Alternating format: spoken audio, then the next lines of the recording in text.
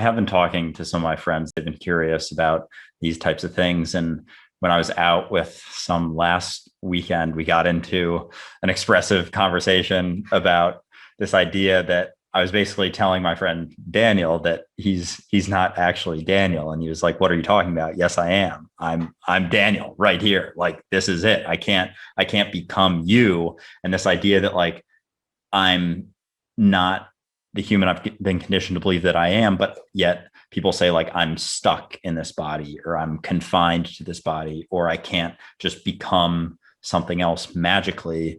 And I was like, I had some responses, but I couldn't quite, this idea that, we're not the human. Mm. We've been conditioned, like we're more so the awareness of them and their environment equally, more or less. And so it was kind of tough for me to Yeah. respond to like, you can't leave your body.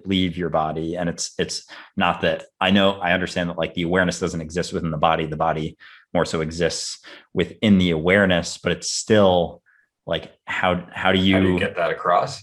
yeah. Yeah, no, I understand for sure. And it's tricky because somebody's ability to recognize what you're saying is always going to be limited by who they think they are. So as soon as they're invested in the idea that what I think I am is the truth, they can't see what you're saying because you're talking about awareness without self-definition.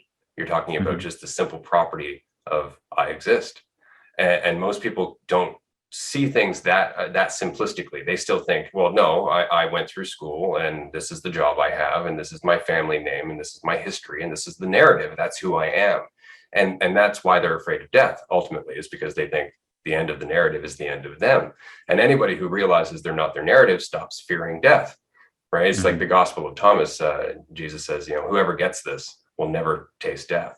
And that's all he was saying. Is like, if you understand what I'm saying, you never have anything to worry about at all, right? But Mhm. then people who look at them as what they think they are, they will go, oh, that means I'm going to carry on in eternal life, this character, this story, my preferences, my opinions. It's like, that's not what he's saying. That's not it, right? So Mhm. we're having a conversation with somebody who's talking to you as an idea, and you're talking to them about reality. So it's like, well, why am I stuck in this body? It's like, what do you mean by me?